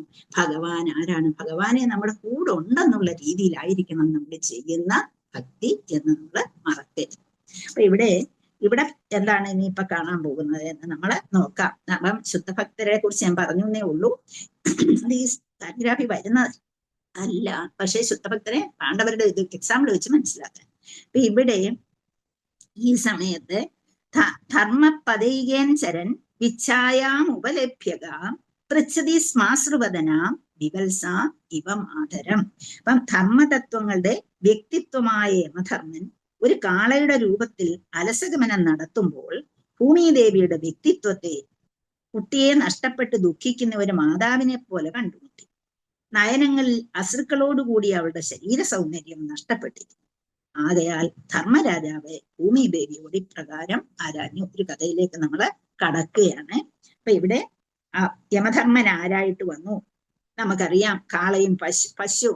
അതിനെക്കുറിച്ച് നമ്മൾ നമോ ബ്രഹ്മണ്യദേവായ ഗോബ്രാഹ്മണ ഹിതായ ച ജഗദ്ഹിതായ കൃഷ്ണായ ഗോവിന്ദായ നമോ നമ. നമ്മൾ എപ്പോഴും പറയുന്ന ഭഗവാനെ പ്രസാദം വെക്കുമ്പോഴും നമ്മൾ പറയും, അല്ലാത്തപ്പോഴും നമ്മൾ പറയും, എപ്പോഴും പറയുന്ന. അപ്പം ബ്രാഹ്മണ, പശുക്കൾക്കും ബ്രാഹ്മണർക്കും എത്രമാത്രം പ്രാധാന്യമാണ് ഭഗവാൻ കൊടുക്കുന്നത് എന്നുള്ളത്.